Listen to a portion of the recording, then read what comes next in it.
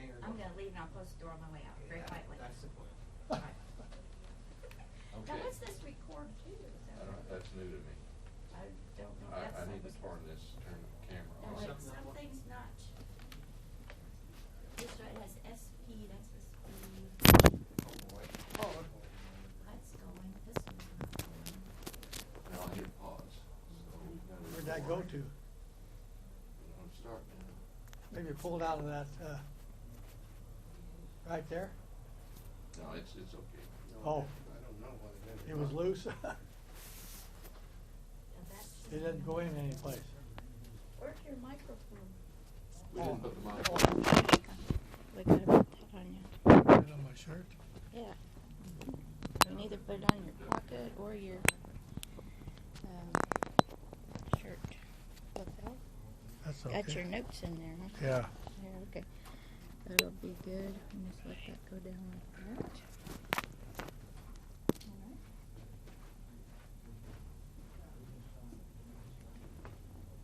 Okay, that's going. See, I don't see my little. This is, the microphone's right there, isn't it? No, but I kicked it, see, and now. Oh, it went. That's it. That part of it? Okay. Okay, we're recording. Let's see if we got sound. We're in business. We got the mic on Bedford. Say Yeah. something for You want me, Bedford. you want me to say something? Yes. Can you hear me? I sure can. Okay. Can you hear me? Yes, I can. Wow, we're All- lucky. We're good to go. We're lucky. In fact, we are going. Bedford, we're delighted to have you with us today to tell of your experiences in the Marines. But first of all, before we start, would you please give us your full name and spell it so that we have it all correct? Okay. My full name is Bedford Alvin Magnus. Did you turn it down? Bedford is Bedford. Alvin is Alvin. And Magnus, Magnus. Good, good. So you were raised where? On a farm north of Clyde, about 10 miles. Really, we lived on a farm on the Republic-Washington County line. I was born in Washington County, but I went to school at Agenda Rural High School, which is 8 miles north of Clyde.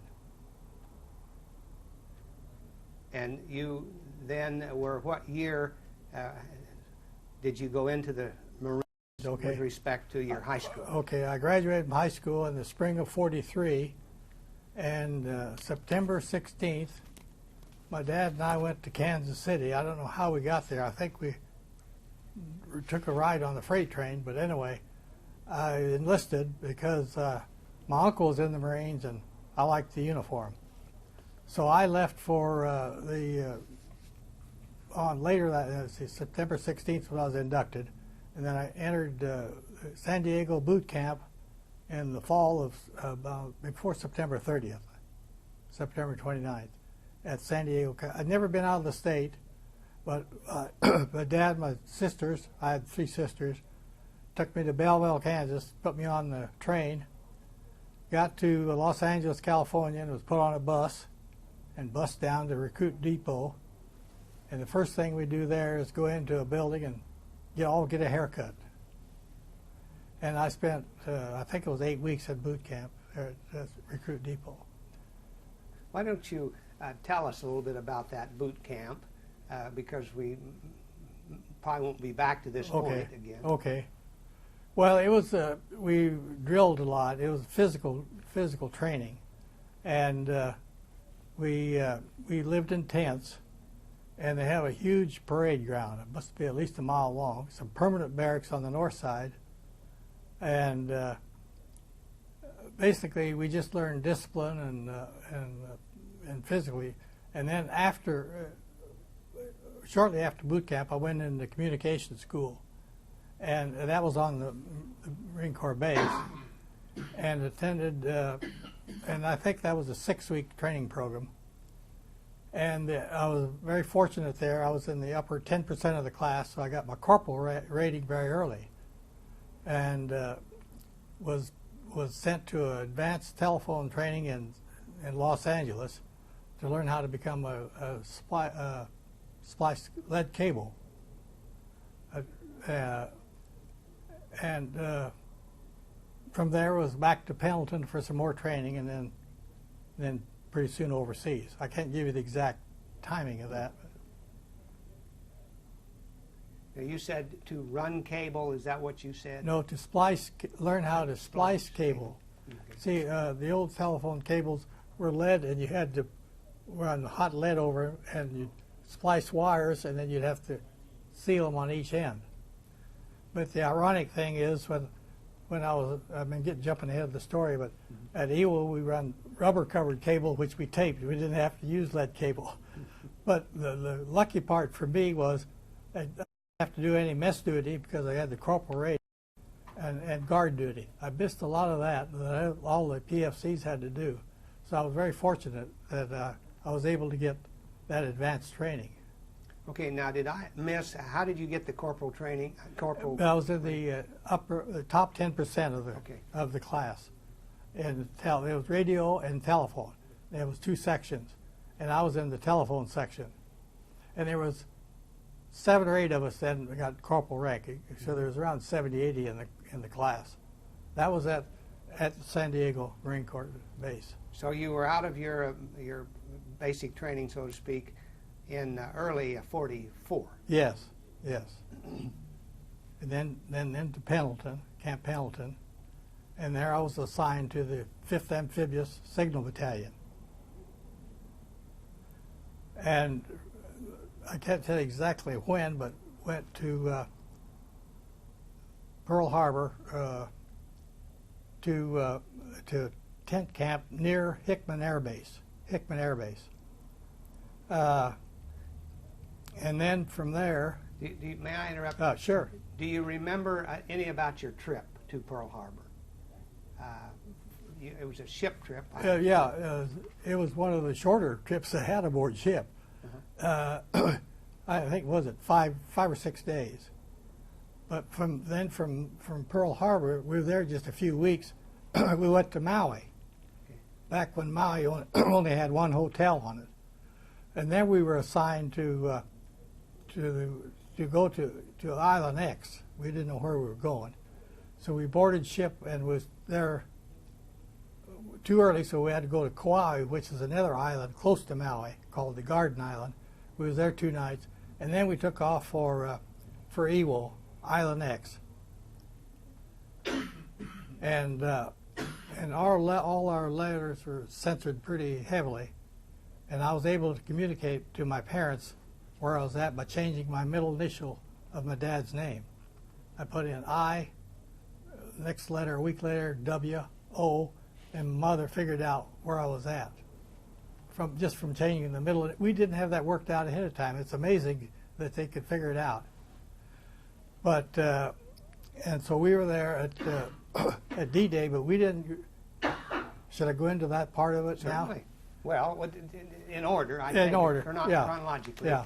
if you can. Well, we were there at D-Day, which is February 19th, and there was a heavy fog. The planes were strafing and you didn't see how anything could be left. So our group, we went over into LST on February the 23rd, and when we hit near the beach, there's a bomb went off to our left, and the captain said, and we walked knee-deep in water up to get up into the area, and then we started digging down foxholes.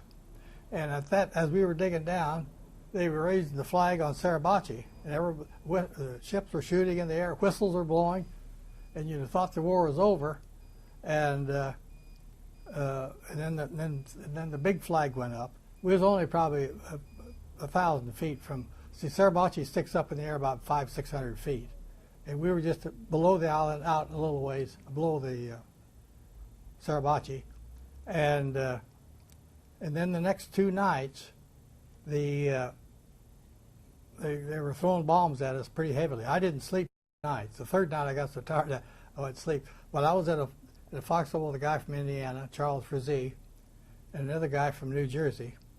And so we basically stayed that place all the 5 weeks we were there in that one location. And after the second week, they pretty well neutralized those bombs coming from. See, we didn't know at that time, but we learned later that there were nearly 20,000 Japanese on the island, underground, 99% of them. There were caves, and so we quieted those bombs down, and then we laid a cable, 12-pair rubber-covered cable, up to the first airfield. There were 2 airfields. Our job was to develop communications for the generals who were on ship. In fact, the Colonel Robert Shaw, who was in charge of our battalion, he was on ship. And then we built that up to the first island and to all the frontline commanders, division commanders. And basically, that's about all the work that we had to do, because then we were pulled off just about a week before they secured the island and went across the island, and they were digging trench silos and buried our Marines like firewood along, just unbelievable. And that kind of shook us up a little bit.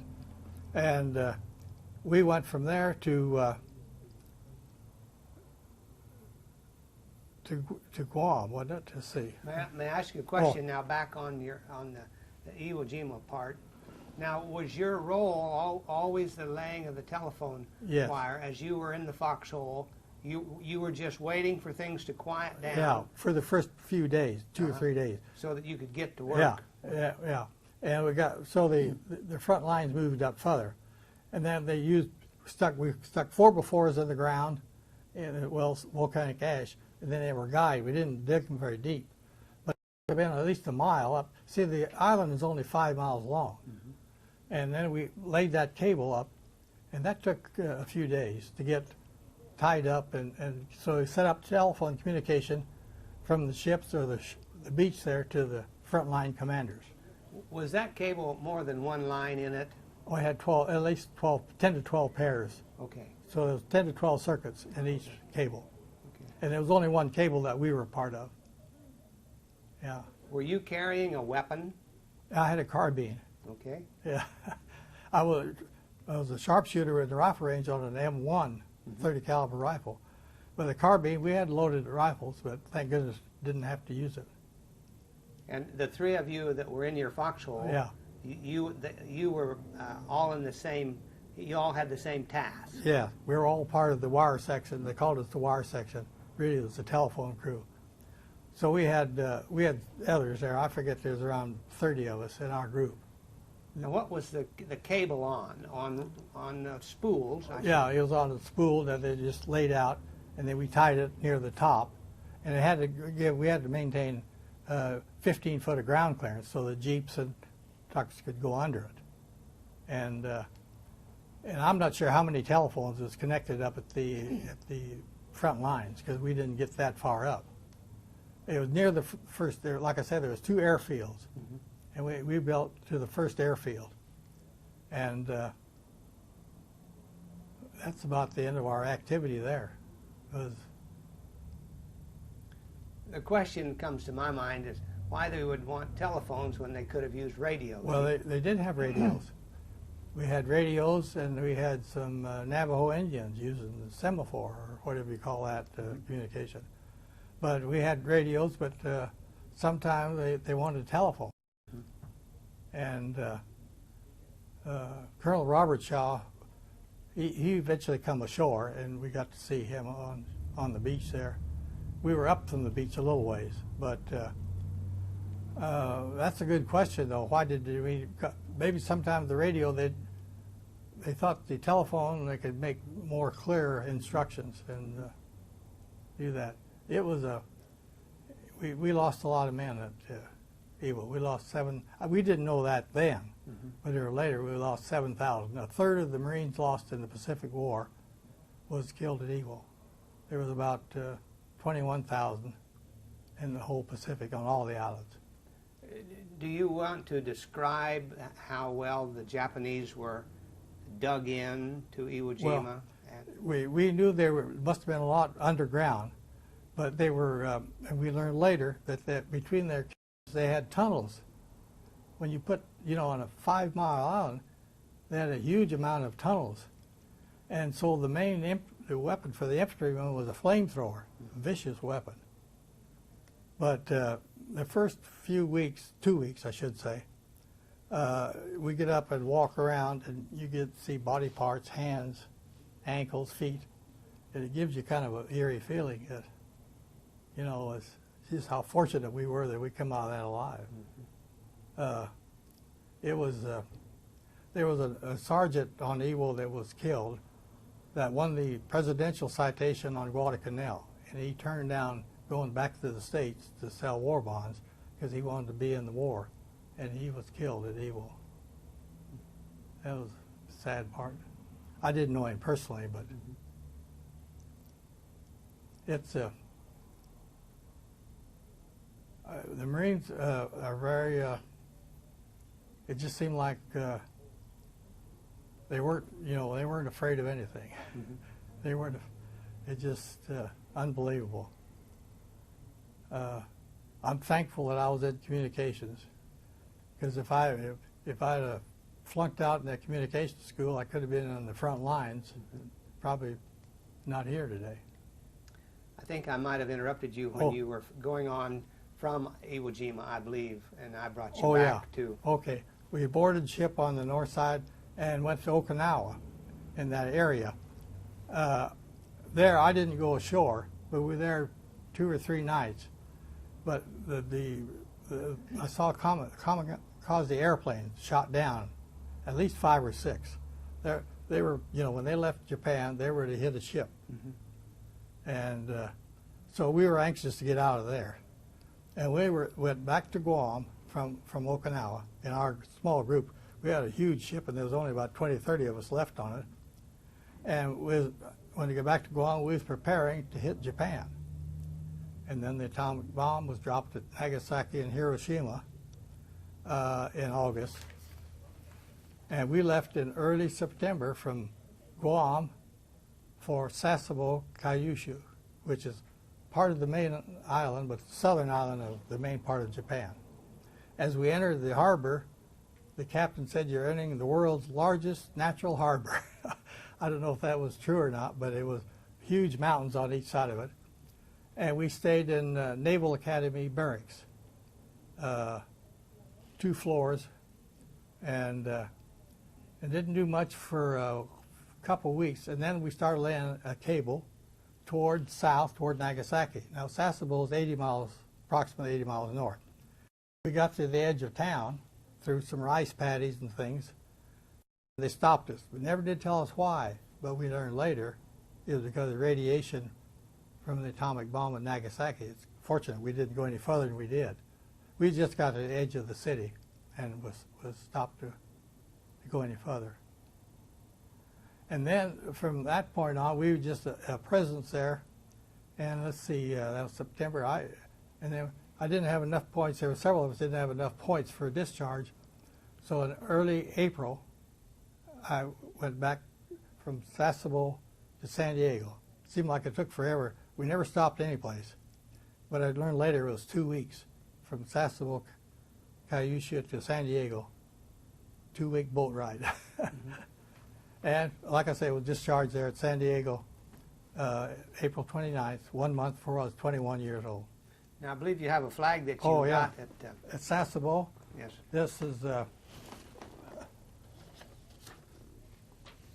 This is what several of us picked up at this. Now, I can't read Japanese, but I can tell you what the words are. Let me see if...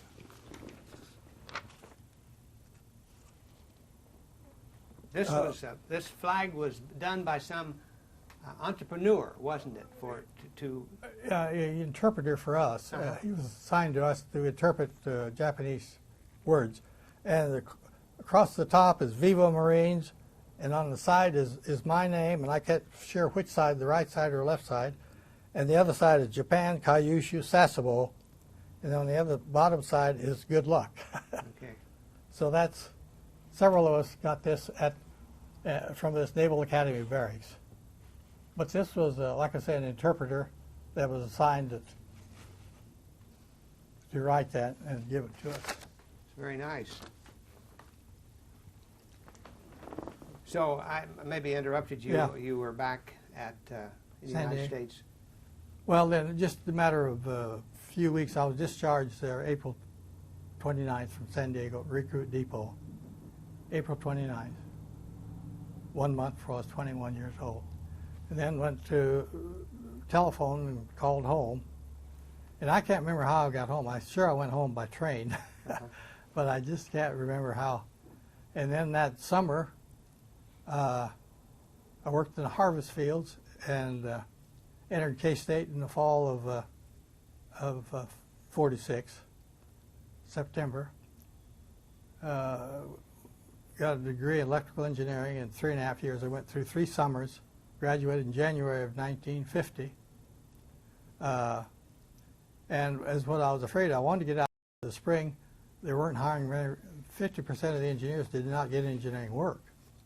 But I was fortunate to get with a consulting firm out of Denver that laid out the first electrical system in eastern Colorado. And then the war broke out. And aircraft, Lockheed Aircraft wanted to hire some engineers. So they doubled my salary from $400 to $800 a month or something like that. And I was at Lockheed for several months. But then they lost the contract when the Korea War faded over, you know, about a year and a half or a year. And Beech Aircraft, I wanted to get back to Kansas. Beech Aircraft then, it's now Raytheon, moved me back to Wichita. And then Wichita loses the contract for a T-36 trainer plane. And they took 50 of us engineers and dumped us over to Boeing. So I told my parents, I said, 3 aircraft companies in 3 years is too much.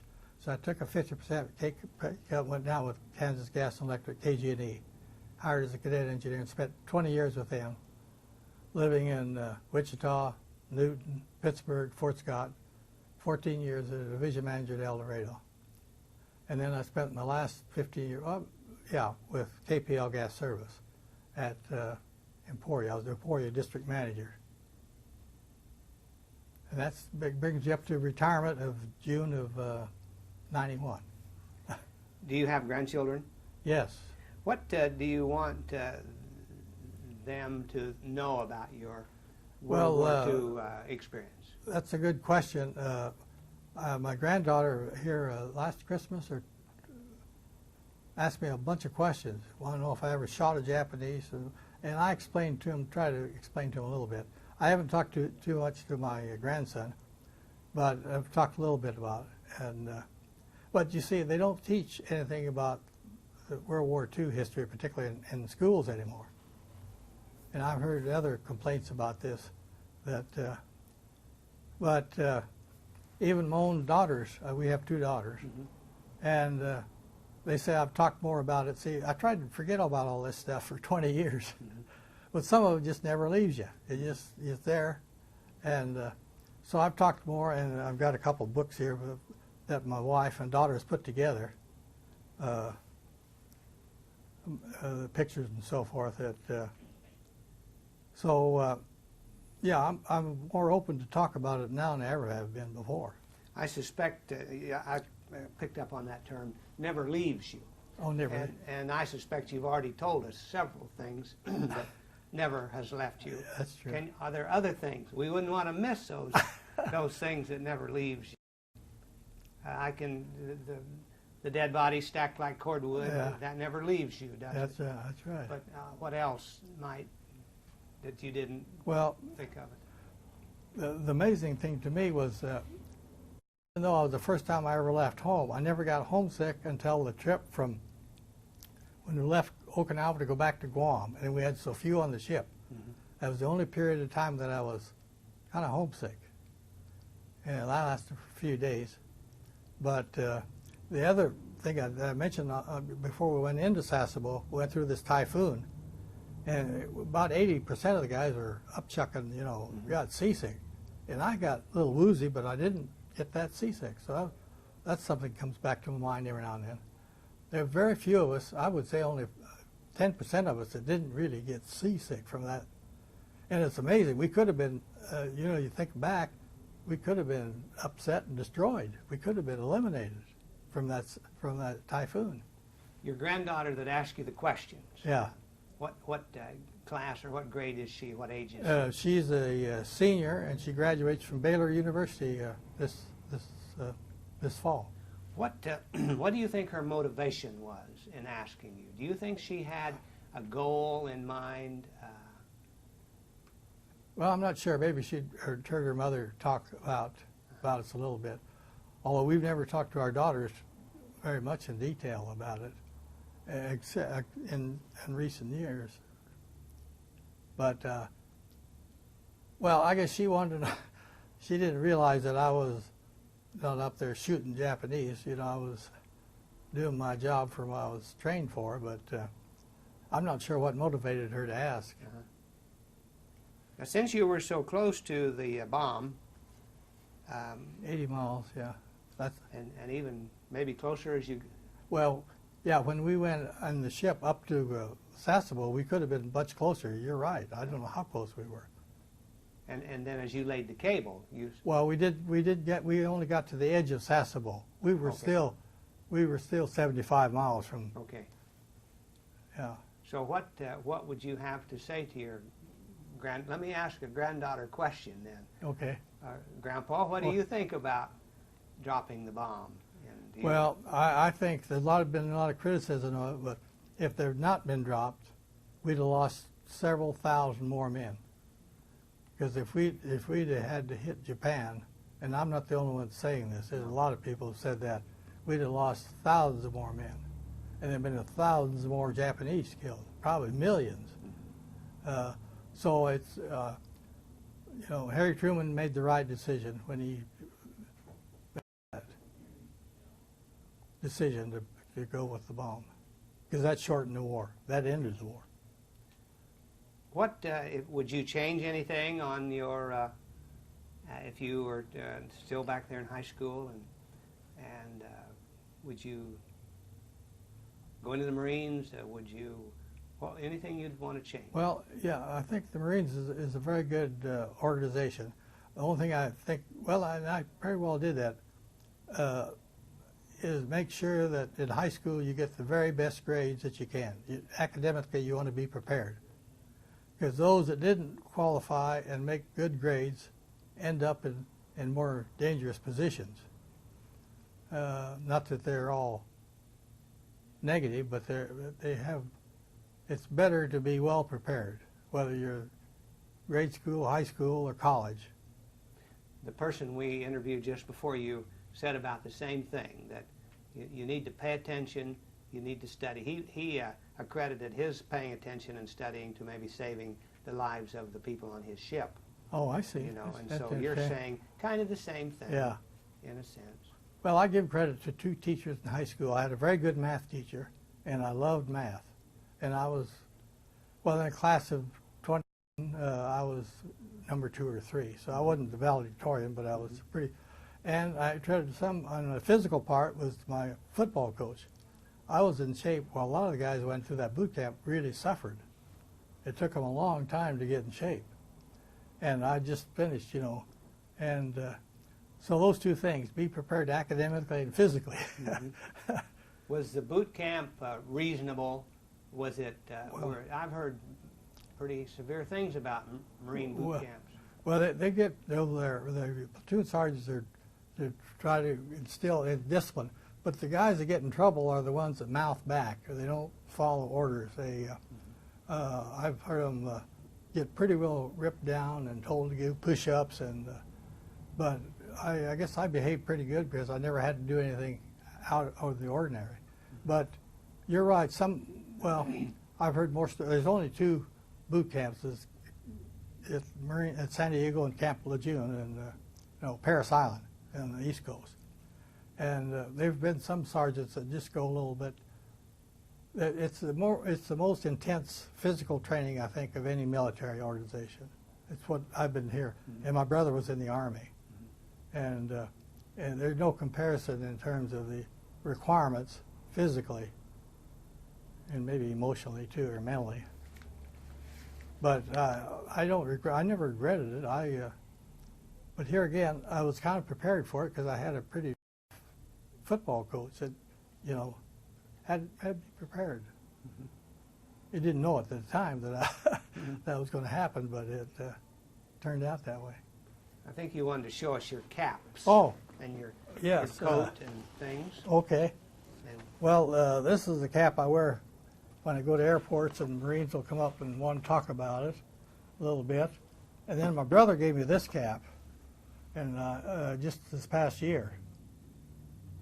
those So- are very nice. And You wear them with a lot of pride. don't you? yes, and on this, as I mentioned, I was in the 5th Amphibious Corps, which is a different patch, but I was discharged from the 2nd Marine Division. And actually, when this happened, when I went from, I think 5th Amphibious was disbanded right after the secure, when we got EWO completed. And then in Japan occupation, we were on the 6th Marine Division. I can't explain all the reasons. The 2 stars, one for combat at EWO and one for combat at Okinawa, combat zone, sharpshooter medal. The signal, of course, this is the corporal, and this is a signal battalion. And that's about it. And I'll bet you that's what you wore in the, is that your, Well, that was the dress. We have dress greens, too. The same thing. and I'll bet you can still wear it, can't Well, you? I can, it's a little tight. You want me to put it on? Well, certainly.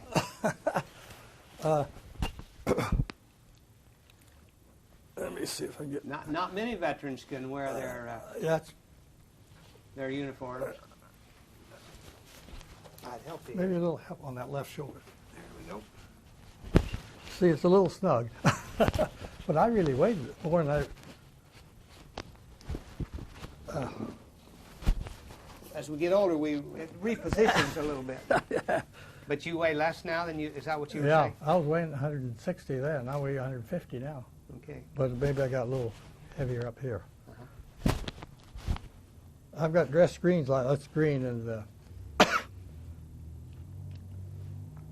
because that's about all to say about that. When you got out of the, you were discharged, did you join any of the veterans organizations? Have you kept active? Yes. I belong to the VFW and the American Legion. And I did the Marine Corps League for a while here at Manhattan. It's kind of disbanded right now. The only thing we attend annually is the 5th Uncorded Signal Battalion reunion. It's going to be in San Antonio, Texas this year. At various places. It's been in Kansas City. My wife and I started it back in '91. Been in St. Louis, Albuquerque, and then we went to the Marine Corps base. And we were honored guests at the graduation of some platoons. Everybody got a bang out of that. And it was kind of fun. Have you been to the Marine Corps Museum in Washington, D.C.? No, not the museum. I've been to the flag raising on, what do you call that? It's, monument, Iwo Jima Monument. Yeah. I've been there, but I haven't been to the, They have a very nice museum. do they? there. I need to go there. Maybe you told us, and I might have didn't register. Did you use the GI Bill? Oh, yes, yes. It was very fortunate. I can't remember the exact dollars, but I think I got $90 a month. And then when I was a junior, I got married, and they increased it $120 a month. And my wife, she worked here in this telephone building. Oh, my. And when I graduated, I bought a brand new Chevrolet and paid cash for it. So, you know, the money must have been a little different than it is today. I was making 120, and she was making a little more money than that. But bought a '49 black Chevrolet. But anyway, if it hadn't been for the GI Bill, it'd have been a pretty tough struggle for me to get a college education. Have you kept contact with any of those people that you were with, those two fellows in that foxhole? And Well, I see this Charles Frazee. Yes, he was kind of an ornery guy, but he ended up being a superintendent of school system in Indiana, state of Indiana. Uh-huh. But my very closest friend in the early training, Vern Wilkerson from Illinois, I've lost track of him. I don't know where we got separated. And another guy, Earl Hadley from Pocatello, Idaho, we were good friends and went through this, Wilkerson and Hadley both and I went through this advanced training in Los Angeles, telephone school. So I kind of, and I guess there's certain ways to track those guys, but I haven't been able to find out what happened to them. So, yeah, it's you move around a lot. It's hard to establish real close relationships. You get, in my case, You moved a lot. I was in a lot of Iowa. I was at several. Spent about 6 weeks aboard, riding around the boat and the ship. And you get out there in the middle of the ocean and look all four directions, see nothing but water. It's a little boring, but it seemed to go pretty good. We had mostly pretty good ship rides, except the typhoon. I think I enjoyed but the thing I can't remember is the type of food. It must not have been too overwhelming good or bad, because I can't remember the food we had on the ships. I know they fed us pretty good.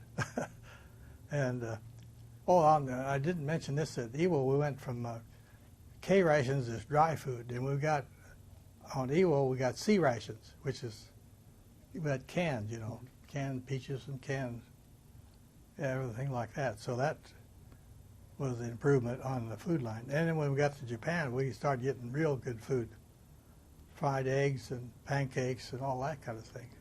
We enjoyed our stay in Sasebo, although it was a little longer than some of us wanted to be there, because we were anxious to get back home.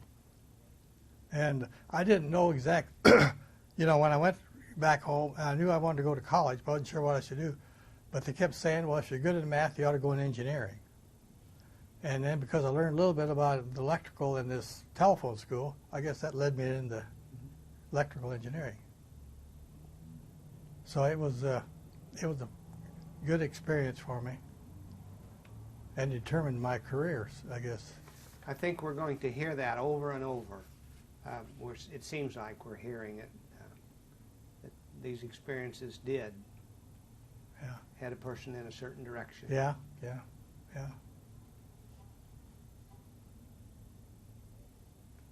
Well, we may be getting toward the end, but we want to make sure that we cover your story as well as we can. Those memorable experiences, you think of any more of those? Those that never leave you? Well, I suppose there's different periods. Camp Pendleton, of course, the most difficult thing for me was that jumping off of into the pond pool, 20 feet with a pack on your back and a rifle, and to swim 100 yards. I'll always remember that. And then we had to crawl under a line of fire. I remember that, which I think they were shooting blanks. I don't think they'd shoot real bullets, but they had us pretty well scared. But the physical training for us was not as tough as for the infantry at that point. And now in boot camp we're all the same. But no, it's I didn't enjoy the long rides aboard ship between islands. It got a little boring. Did I ask you about days off, time off, passes? Did you have any? Not overseas. I didn't. And then in the States we got weekend passes. Yeah, and I had two aunts that lived in Glendale, so I'd visit them on weekends, maybe once a month, and rode the bus, streetcars. Oh, while in school in Los Angeles, I don't know if they still operate streetcars or not. We'd ride streetcars into Hollywood and go to some of the Hollywood shows. That was about our only entertainment.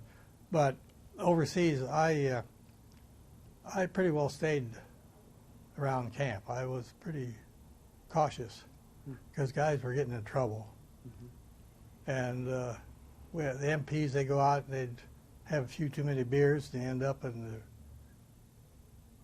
jail, you know. And Where was that? well, where that happened mostly was in Honolulu. Okay. Yeah, not so much in on Maui because there wasn't any place to go there. They'd have to go over to Pearl Harbor, but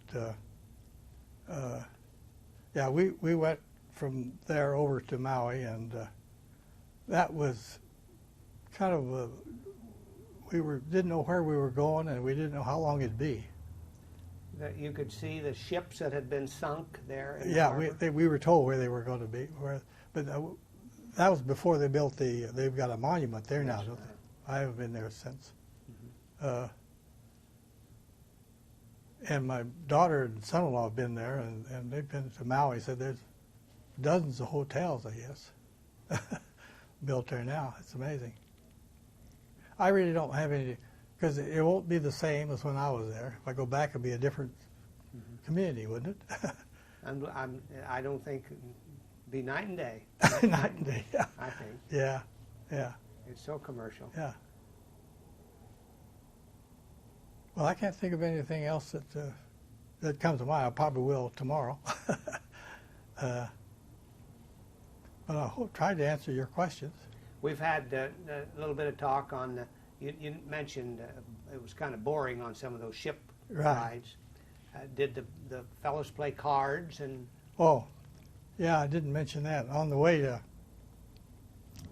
Ewell is where I saw a lot of gambling. As one guy reported that he lost his 400-acre farm in Iowa, but we don't know if he survived Ewell. He may have. He didn't. There were a lot of cars. But on our trip when we left Okinawa to back to Guam, there was a few of us. There was very little gambling on that ship. But on the way to Ewell, it's unbelievable. Mostly cards, a little bit of dice, but mostly. Was there beer on the ship? No. No beer on the ship. Well, if it was pretty limited to just. For the officers. Maybe. Yeah, yeah. That's the way to answer that. That's the way. That's correct. Yeah, I wouldn't be surprised there's a little hard liquor there for the officers. Yes, I suspect. Yeah. I don't know of anything, so I couldn't state that for a fact, but I heard some stories.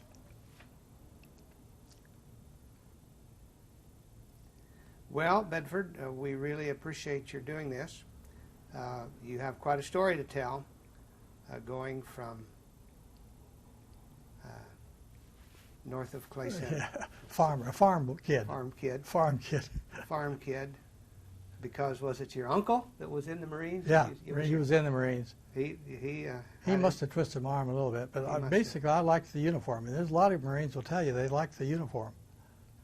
I don't know if that's a very good reason, but I think it's a well-trained unit. I think it's one of our better. I still would give them a plug. And kids that ask me about it, I tell them it's tough through boot camp. If you survive boot camp, you'll be in good shape. Well, I think any of your family who watches this tape are going to be proud of, well, of I their hope so. father and grandfather because of all the positive things that you've said about your time. So thank you very much. Okay. Glad to be here. Thank you for doing this.